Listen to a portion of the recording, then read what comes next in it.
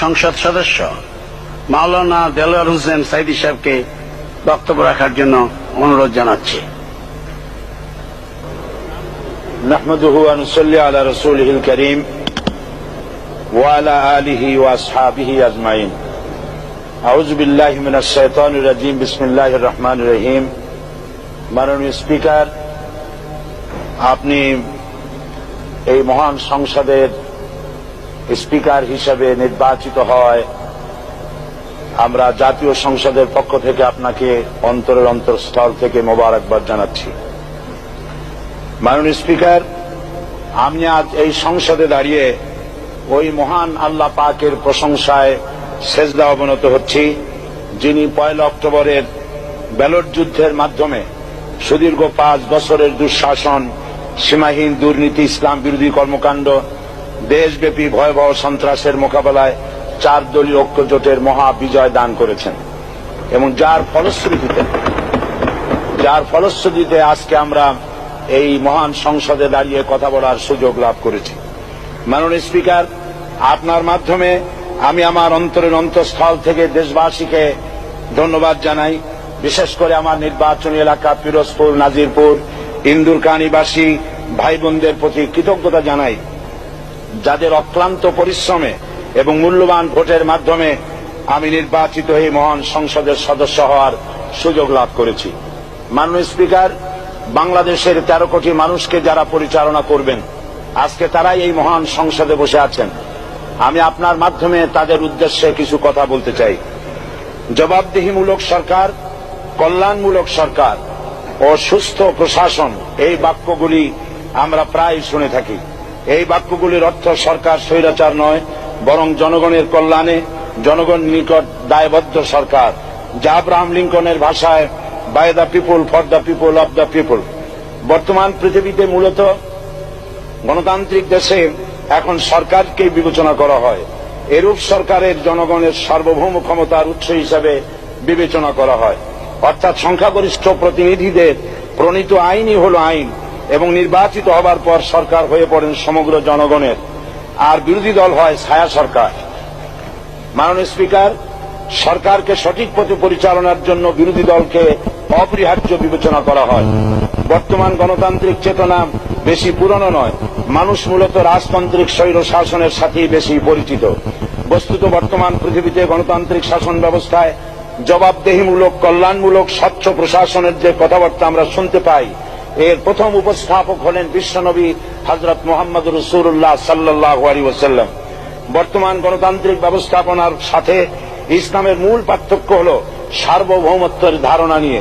ইসলামের দৃষ্টিতে সার্বভৌমত্বের মালিক জনগণ নয়, মালিক হলেন আল্লাহ রাব্বুল আলামিন। কিন্তু সরকার গঠন ও পরিচালনা জনগণের ইচ্ছার ভিত্তিতেই হতে হবে। জনগণের ইচ্ছার বিরুদ্ধে ক্ষমতায় থাকার অধিকার ইসলামের স্বীকৃত নয়।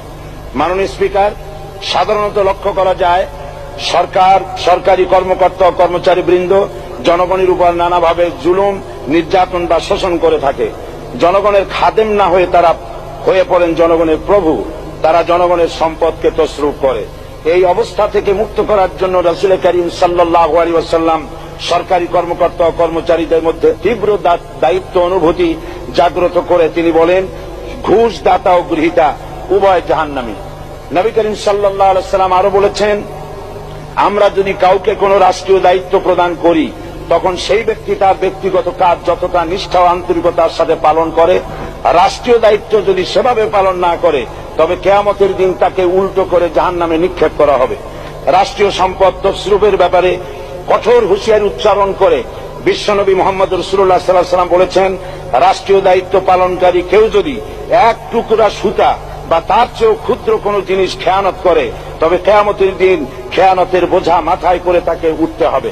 মাননীয় স্পিকার, আল্লাহ রসুল যে সরকার ব্যবস্থা প্রতিষ্ঠা করেছিলেন তা সত্যিকার অর্থে ছিল জনকল্যাণমূলক সরকার। তার সরকারে দায়িত্ব পালনকারী ব্যক্তিবর্গের মধ্যে চরম দায়িত্ব অনুভূতি জাগ্রত করে দেওয়া হয়েছিল। এটা সম্ভব হয়েছিল কেবলমাত্র আখিরাতের তীব্র বিশ্বাস ও মহান আল্লাহর দরবারে জবাবদিহিতার অনুভূতির মাধ্যমে। মানুষের নিকট জবাবদিহিতা পাশ কাটিয়ে যাওয়া যায়, কিন্তু আল্লাহর নিকট জবাবদিহিতা পাশ কাটানোর কোনো সুযোগ নেই। মাননীয় স্পিকার, নবী করিম সাল্লাল্লাহু আলাইহি ওয়াসাল্লামের সরকার ব্যবস্থাপনায় সবাই যেমন আইনের দৃষ্টিতে সমান অধিকার ভোগ করেছে, ঠিক তেমনি ভাবে রাষ্ট্রের নাগরিক হিসাবে সবারই মৌলিক চাহিদাসমূহ পূরণ হয়েছে। ঋণগ্রস্ত এতিম অসহায় জনগণ রাষ্ট্রীয় তহবিল থেকে সহযোগিতা লাভ করেছে। মূলত এটা জনকল্যাণমূলক সরকারের ধারণা বিশ্ববাসী তখনই প্রথম অবলোকন করে। মাননীয় স্পিকার, নবী করিম সাল্লাল্লাহু আলাইহি ওয়াসাল্লাম সরকারি কর্মকর্তাদের বিরুদ্ধে কোনো অভিযোগ পেলে তখনই ব্যবস্থা গ্রহণ করতেন। আইনের চোখে সবাই সমান এবং এ কারণেই শাসকদের আত্মীয় স্বজন কারো পক্ষে সম্ভব ছিল না জনগণের উপরে জুলুম করা। খলিফা ওমর রাদিয়াল্লাহু তাআলা আনহুর এক ছেলে অপরাধী প্রমাণিত হলে সে দণ্ডভোগ থেকে রেহাই পায়নি, এমনকি এতে তার মৃত্যুদণ্ড হয়েছিল। আবার খলিফা নিজেকে আইনের ঊর্ধ্বে মনে করতেন না, তাই বর্ম চুরির ঘটনা আলী রাদিয়াল্লাহু তাআলা আনহু কাজীর দরবারে সাধারণ ফরিয়াদির মতো উপস্থিত হন। নিজের ছেলে ও চাকরের সাক্ষী যথেষ্ট না হয় কাজী খলিফার বিপক্ষে রায় দেন। এখানে বিচার বিভাগ ছিল সম্পূর্ণ স্বাধীন এবং শাসন বিভাগের নিকট তার কোনো দায়বদ্ধতা ছিল না। মাননীয় স্পিকার, এসব হলো ইতিহাস। মুসলমান আজ অনুসরণ করতে চায় না তাদের অতীতের গৌরবোজ্জ্বল। মাননীয় স্পিকার, যে জাতির এক পূর্বসূরি মাথায় আটার বোঝা বহন করে নিয়ে চললেন আর বলে গেলেন, মানুষ কেন, ফোরাতের কূলে যদি একটি কুকুরও না খেয়ে মারা যায় তবে এই ওমর রাদিয়াল্লাহু তাআলা আনহুকে কিয়ামতের দিন আল্লাহর দরবারে জবাবদিহি করতে হবে। আর আজ সেই জাতির দায়িত্বশীলরা জনগণকে অভুক্ত রেখে তাদের মুখের গ্রাসে ভাগ বসায়। জনগণ তাদের নিকট উপস্থিত হলে মনে হয় যেন গোলাম প্রভুর দরবারে উপস্থিত হয়েছে, আর অহেতুক উৎকোচ দাবি করে তাদের উপর জুলুম করছে। আর আল্লাহ পাক জালিমকে কখনোই পছন্দ করেন না। মাননীয় স্পিকার, আমি দৃঢ়ভাবে আশা করি এই অবস্থা কাটিয়ে উঠিয়ে আমরা রাসূল করিম সাল্লাল্লাহু আলাইহি ওয়াসাল্লাম কর্তৃক প্রদর্শিত রাষ্ট্র ব্যবস্থার অনুসরণ করে একটি সুখী সে তাই আজ পৃথিবীর অধি আগ্রহে অপেক্ষা করছে ইসলামের আলোকে এমন এক রাষ্ট্র ব্যবস্থার যেখানে দায়িত্বশীলরা আল্লাহ তাআলার কাছে জবাবদিহিতার পাশাপাশি জনগণ নিকটও জবাবদিহি করতে বাধ্য হবে।